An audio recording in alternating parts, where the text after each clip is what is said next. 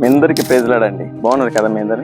చూడండి, దేవునికి మనం చేయవలసినవి చేసినప్పుడు ఆయన తన కార్యంలో నీడలా ప్రారంభిస్తాడు. కొంతమంది ఏం చేయరండి, ప్రార్థన చేయరు, ఆరాధించరు, దేవుని సన్నిధికి రారు. అన్ని ప్రభు చూసుకుంటాడులే అని ప్రభు మీద భారం వేస్తూ వీళ్ళ ఇష్టానుసారంగా తిరుగుతూ ఉంటాడు కొంతమంది. అలా ఉన్నప్పుడు దేవుడు వారి పట్ల కార్యం అసలు జరిగింది.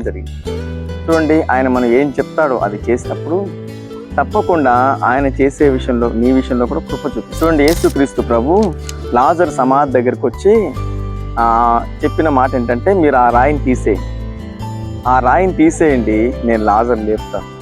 రాయి తీయమని ఎవరు చెప్పాడు? అక్కడున్న ప్రజలు చెప్పాడు.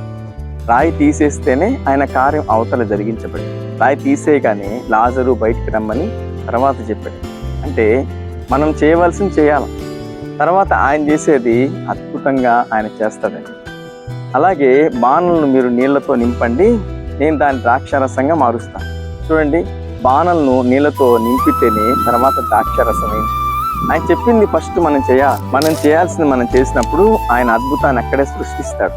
అద్భుతమైన కార్యాన్ని మన ఏళ్ళ ఆయన జరిగిస్తాడు. కొంతమంది అన్యాయాన్ని చూసుకుంటాడు, అన్యాయాన్ని చేస్తాడు. ఇంట్లో కూర్చొని మనం తినుకుంటూ కూర్చుంటాం. ఇలాంటివన్నీ నువ్వు ప్రార్థన చేయాలి, ఆరాధించాలి, ప్రభువును సంతోషపరచాలి. అప్పుడు నీ పట్ల ఆయన గొప్ప కార్యం తప్పకుండా చేస్తాడు. నీ జీవితంలో ఊహించని విధమైన కార్యములు ఆయన జరిగిస్తాడు. అతి కృప ప్రభు మీ అందరికీ అనుగ్రహించి నడిపించుకున్నారు. ఆమేన్.